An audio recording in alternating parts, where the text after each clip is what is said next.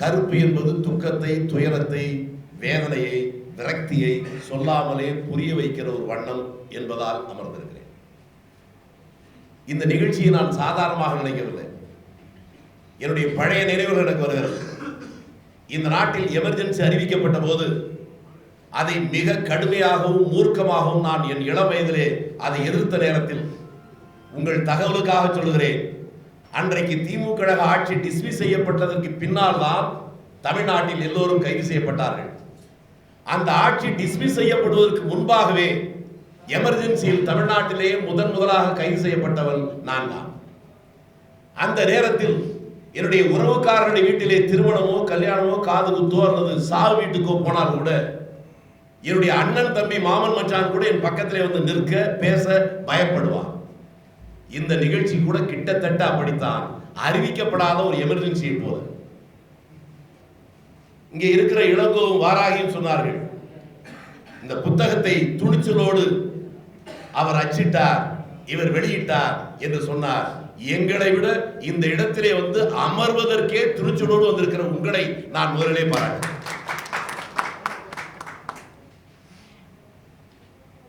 நண்பர்களே, இன்றைக்கு எங்கே போய் கொண்டிருக்கிறது என்றால், அங்குங்கெனாதபடி எங்கும் பிரகாசமாய் ஆனந்த பூர்த்தியாய் என்ற அந்த காலத்திலே இறைவனை பற்றி ஆழ்வார்கள், பெரியவர்கள் பாடினார்கள்.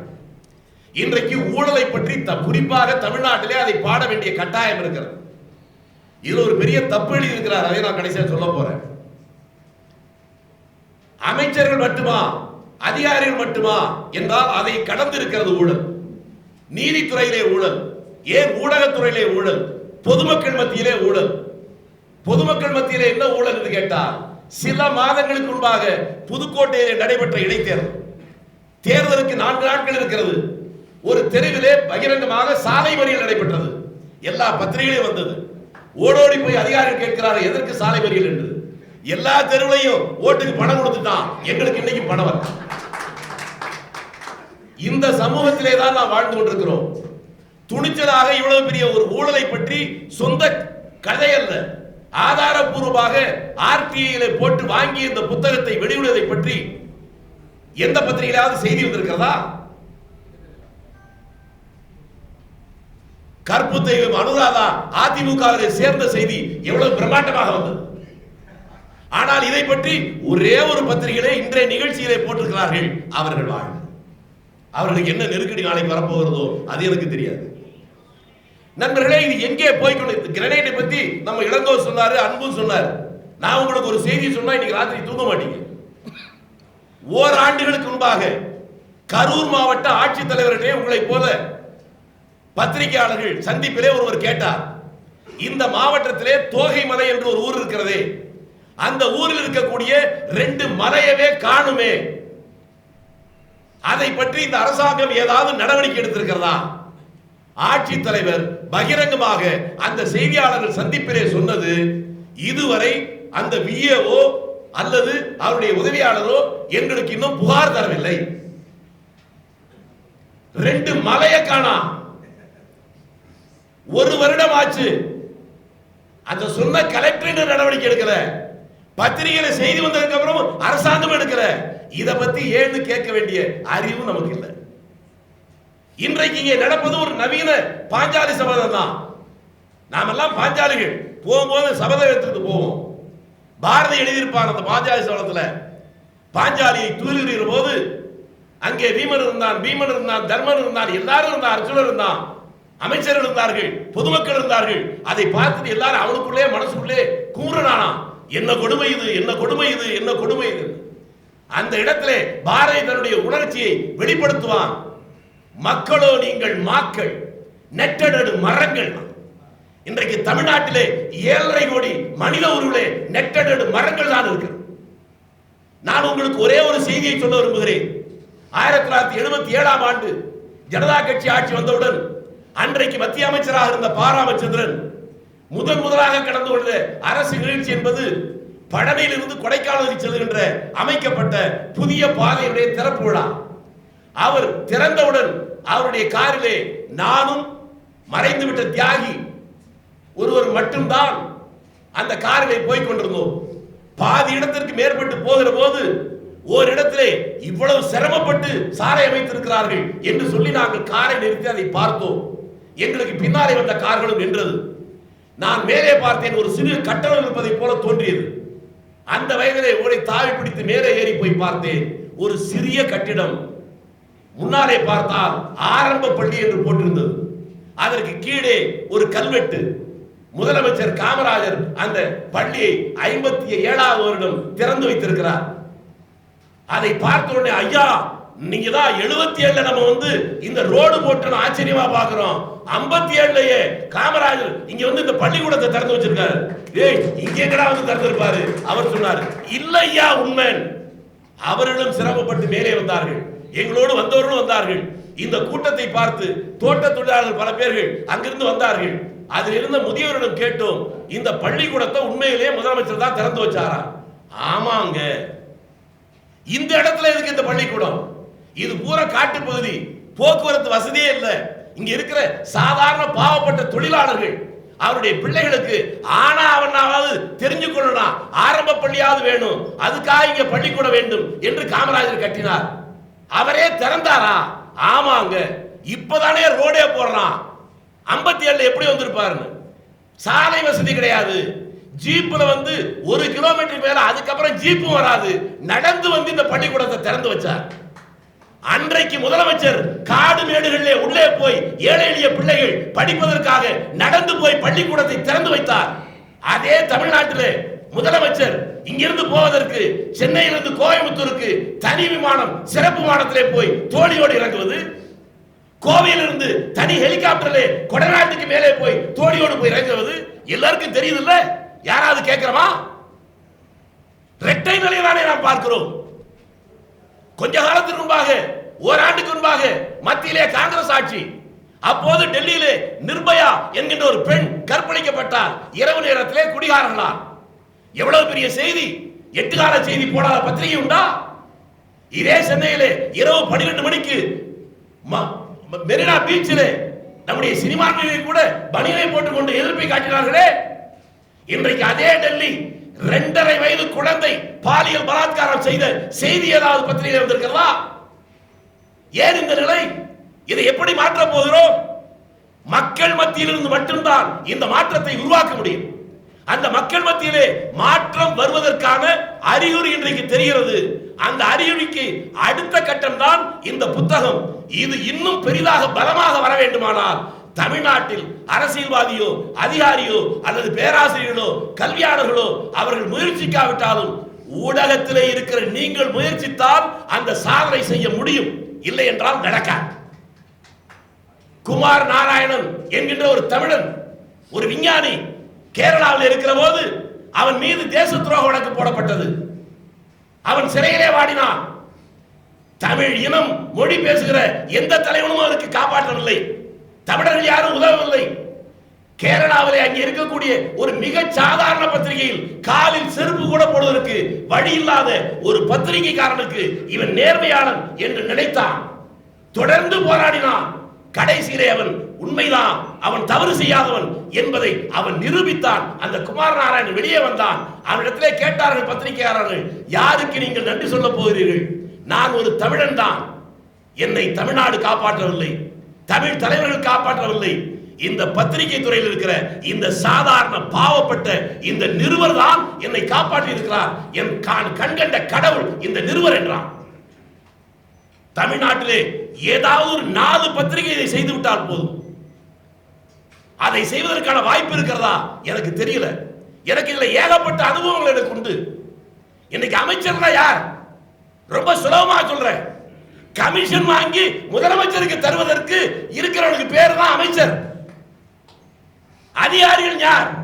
அந்த கமிஷன் ஏஜென்ட்டுக்கு வசூல் பண்றதுக்காக ஒவ்வொருத்தரும் அடியார் வச்சிருப்பாங்க. அந்த அடியாருக்கு பேர் தான் அதிகாரிகள். இதுல போட்டிருக்காரு 20வது பக்கத்துல, நிழல் முதல்வர் ராம்மோகன் ராவ். நிஜ முதல்வர் யாருங்க?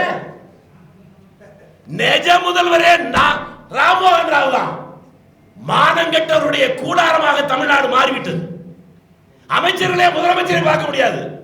கமிஷன் கொடுக்கிற ராம்மோகன் ராவ் தான் பார்க்கணும். தமிழ்நாட்டில் வேலையில்லா திண்டாட்டம்.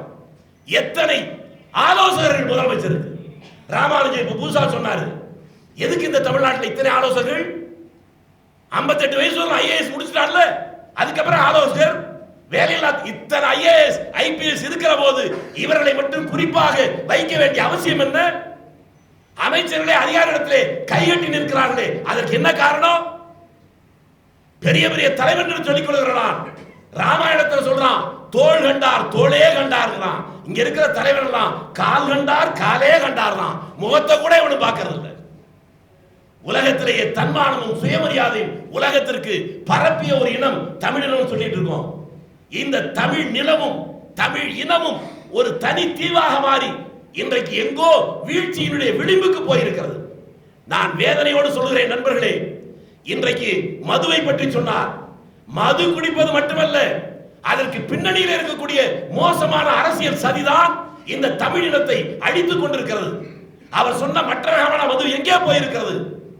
தமிழ்நாட்டில் இளைஞர்களில் ஒரு 10-15% பேர் 30 வயதிலேயே அவன் தாம்பத்திய உறவுக்கு லாயக்கில்லாதவனா மாறி இருக்கிறான். உளவியல் ரீதியாக ஒரு பெண் எத்தனை குழந்தைகளை பெற்றிருந்தாலும் கூட 35 வயதிலிருந்து 45 வயதுக்குள்ளேதான் அவருக்கு ஒரு ஆணுடைய அண்மை தேவைப்படுகிறது. நீங்கள் செய்தியை பார்த்தால் தெரியும். 38 வயது ஒரு டீச்சர் 15 வயசு பையனை கூட்டிட்டு ஓடலாம் பார்க்கிறோம். இது வேடிக்கைக்காக அல்ல, ஆழமான செய்தி. காரணம் என்னவென்றால், எந்த நேரத்தில் அந்த பெண்ணுக்கு ஆணுடைய அண்மை கணவனுடைய அண்மை தேவைப்படுகிறதோ அந்த நேரத்தில் அவனுடைய கணவன் தாம்பத்திய உறவுக்கு தகுதி இல்லாமல் இருக்கிறான். துணி வேண்டுமானால் அப்பாவிடம் கேட்கலாம், பணம் வேண்டுமானால் அண்ணனிடம் கேட்கலாம். யாரிடம் போய் கேட்பாள்? உங்க தொலைக்காட்சியில் தானே காட்டினீர்கள். வடார்காடு மாவட்டத்திலே ஒரு ஊர், அந்த ஊரில் இருக்கிற மொத்த குடும்பமே 300 தான்.